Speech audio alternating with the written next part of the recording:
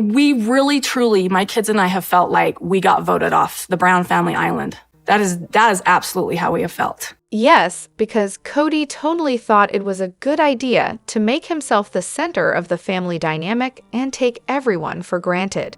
He didn't bother putting in any effort to treat them well, and of course, he had his favorite. So, Robyn, tell us, what exactly did you do to actually become part of the Brown family? Oh wait, spend their money. I see now. Let's not forget how Robyn expertly convinced the married pair to divorce so she could legally take the Brown name. She was pretty sure that would crown her as the head wife, calling the shots like some kind of queen. But let's be real, she's not a mother. She's someone who happily outsources all the parenting. Now, let's talk about how Robyn really overplayed her hand.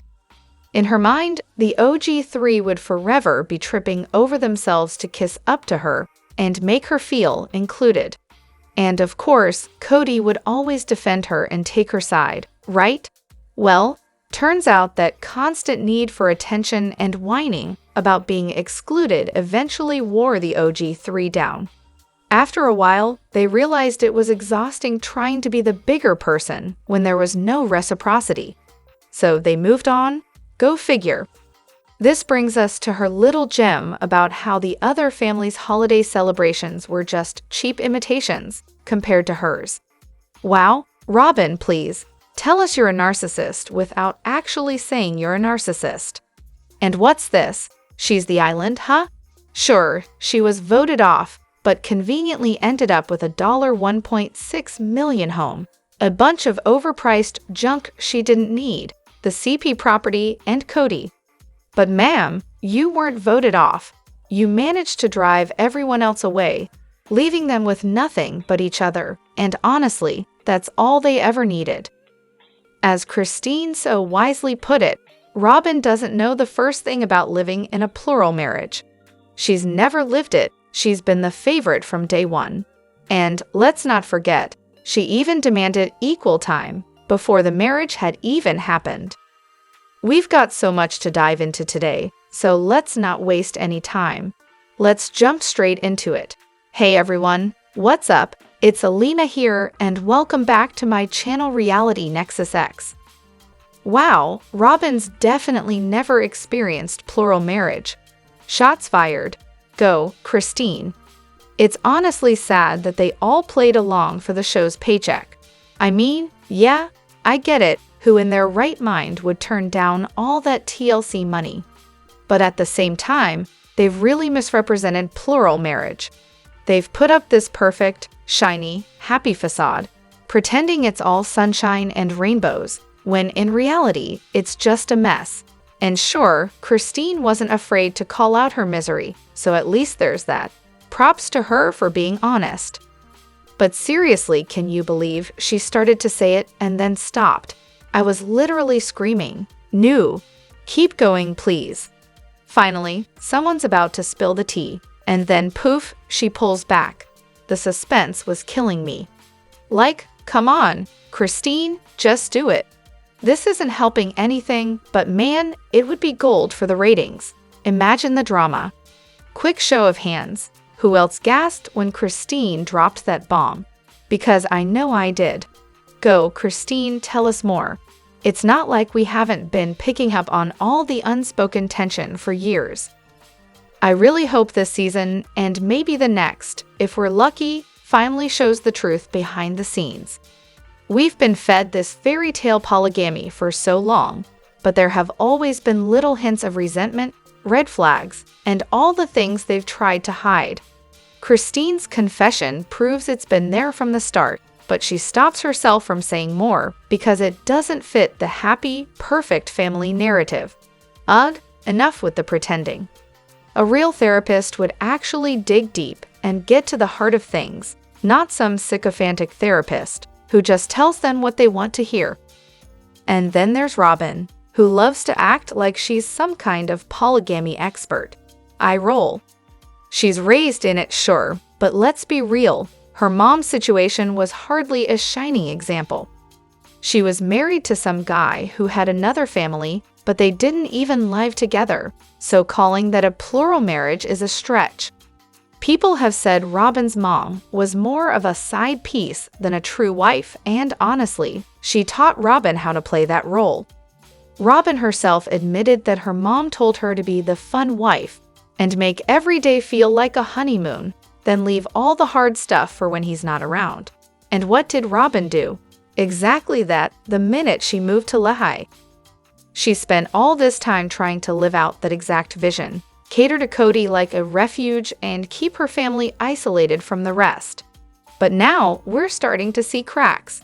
Sure, she loves being Kody's favorite wife, but it must be exhausting to constantly maintain that honeymoon vibe while hiding all the everyday responsibilities. It's like juggling with one hand tied behind her back. And don't get me started on her acting like she's some polygamy expert. Robyn's the last person who should be giving advice. Christine telling the truth about this is honestly refreshing. Robyn is not the expert she thinks she is. I'm honestly so mad Christine didn't spill the full tea on what went down before Kody and Robyn got married. We all know that whole chaste courtship they talked about was just a cover. Christine was furious, and no man drives 5 hours each way for a relationship with no intimacy. Please, we all know what was really going on. Do you think Meri&Janelle will start dating too? So thrilled to hear Christine's in an exclusive relationship now. I'm starting to wonder who's actually betting on Meri&Janelle getting together. Personally, I never thought Meri would leave, so I get the feeling she's staying put. As for Janelle, she seems to be enjoying the single life way too much for that to happen. But hey, what do you think? I doubt Janelle would consider dating until she officially sees herself as divorced, if that ever happens. Plus, she's pretty independent. I don't think she's rushing into anything anytime soon. And let's be real, she's not married, right? Only Robyn is still technically the wife. As much as I can't stand Meri, I do kind of wish her well in the love department. I mean, Kody had already checked out on her from the start, in my opinion. He was basically ignoring her while the cameras were rolling. Everyone deserves love, even if it's just to prove a point, right? Honestly, I think Meri will be the next one to find someone, and I hope she does. The poor woman's been through it, married, talked into a divorce so her husband could marry another woman, then 10 years of zero intimacy. If Kody was still obsessed with that catfish situation, he should have just divorced her and let her move on. But no, he kept her around to help foot the bill. She really deserves someone who'll focus on her, not just her wallet. And the money she makes now, that's all hers to spend however she wants. Finally, she gets to make decisions for herself. Hot take: Christine didn't spend enough time being single. Sure, she's all smiles and happiness with her new man, David, and that's great, good for her. But let's be honest, rushing into the dating stage is a bit concerning. If Kody was the only man she'd been with for 30 years, I'm a little worried that any halfway decent guy could make her feel the same way she did at Dave's family dinner. Like, it was a great dinner, sure, but let's remember she barely got any time to figure out what she actually wants. She spent 8 years mostly living a single life, 2 years functionally single during coronavirus, and another year officially single before she met David. That's a lot of me time, but did she really use it to learn what she needs in a partner? I totally get taking time for yourself after a breakup, and she definitely got her fill. But let's talk about those people who feel the need to date a bunch of people just to try on different hats. Sure, that's one way to approach things, but not the only way. And honestly, I get it. She's not some naive 20-something who doesn't know what she wants. She spent decades with Kody, so she knows what works and what doesn't. David seems like a great guy, and I'm thrilled they found each other. Plus, the kids seem to like him, so that's a win too. That said, it's way easier to move on when you've been stuck in a miserable marriage for years. And let's be real, skipping the traditional divorce process probably made moving on a whole lot easier for her. She was done with Kody, sold the house, and moved on. Simple as that. Honestly, when Kody gave that whole knife in the kidney's speech, I was watching Christine closely. I know that look. It's the look of a woman who stuck around way longer than she should have and knows it.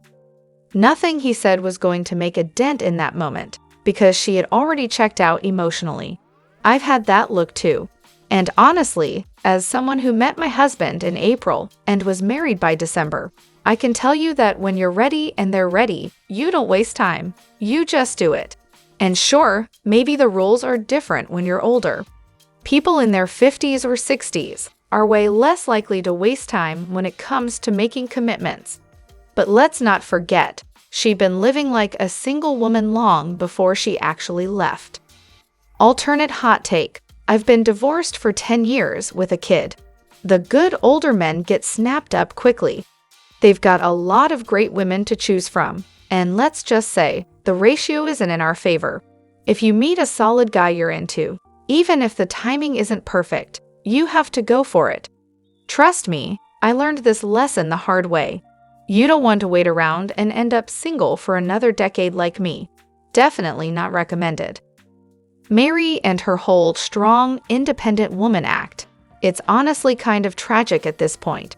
I mean, she's still somehow managing to base her whole life around a man, despite not even having one in the picture right now. I guess it's just so hard to let go of that habit, even if Kody is nowhere to be found. For years, her entire existence revolved around Kody and catering to whatever he wanted. Yet, she'll stand up and proclaim how independent she is, teaching other women to worthy up. But then in the same breath, she casually mentions that her housing situation depends on what her future husband might decide. Wait, what? Is this the same woman who touts her independence? Or have I missed something here? It honestly feels like she still has some major healing to do. Like maybe a little therapy to unpack the trauma and, dare I say, brainwashing she endured in a cult. The whole mindset of just waiting for the next man to show up and tell her what to do is a little too familiar at this point. I mean, hasn't she been single for, like, 2 years now? The only time men even come up in conversation is when she's asked about it in interviews. It's as though the only mention of men in her life comes as a forced afterthought. To be fair, she hasn't had a man, a relationship, or even a real companion in years. But hey, she seems to be in a better place now, growing to love herself finally, and if she's open to sharing her life with someone, I can't fault her for that. Who doesn't want that, right? Now, I do get where she's coming from with the whole compromise with a future partner thing. I don't see anything that alarming in that comment, but maybe I'm just missing the bigger picture here. Though, let's be real, women empowerment is basically just an MLM gimmick at this point. It's more about branding than actual empowerment. But let's not forget, Meri was raised to believe her value was tied to having a husband, and she lived in a culture her whole life that reinforced that idea. Honestly, no one with an ounce of self-respect would have stuck around with Kody for as long as she did. There are so many women who stay with awful partners simply because they think being in a terrible relationship is better than being alone. We've seen this play out countless times on reality TV. Theory. Janelle's marriage was always platonic. Looking back through the book and watching a fan video about Janelle, it's pretty obvious to me that Kody and Janelle never had a real marriage. Kody even mentions how he and Meri were worried about Janelle after her divorce in her early 20s. Which, by the way, raises an interesting question. When exactly did they find out that Meri had fertility issues? Here's my theory. They brought Janelle in as a live-in surrogate. Kody, ever the romantic, recently referred to Janelle as marrying his best friend, and Janelle. Well, she's been super tight-lipped about their intimate life. Shocking. So here's my conclusion. From the start, it was all about procreating. Janelle probably loved the idea of being a mom, but wasn't really into the whole falling in love thing again, especially after her divorce. The whole loving another man concept. Hard pass. But hey, she wanted kids, And this setup probably seemed like the perfect alternative to single motherhood. And, of course, Ponytail Kody would strongly disagree. According to him, Janelle is clearly just mega hot for that glorious ponytail of his. Now, someone suggested Janelle might be asexual, and honestly, I can see it. She definitely wanted kids, but I'm guessing she didn't necessarily want the man involved. In the 80s and 90s, it was practically scandalous for a woman to go to a sperm bank, so I could totally see Janelle opting for this arrangement instead.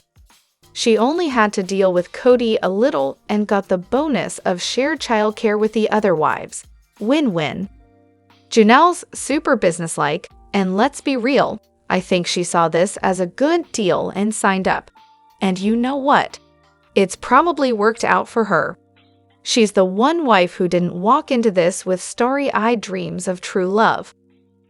Has Robyn ever actually loved Kody? I've always wondered if she'd have even given him a second glance if it weren't for the show. I mean, she practically bragged about how in demand she was before she met him. So why settle for a guy who's already juggling 3 wives and 11 kids?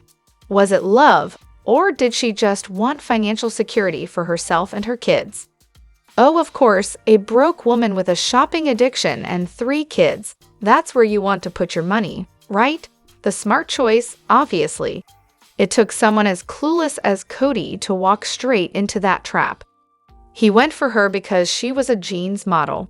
Guess it just shows how easy it was to play him from the start. Let me know what you think in the comments. Don't forget to hit that like button and subscribe to my channel. I'll see you in the next video. Take care, and much love to you all.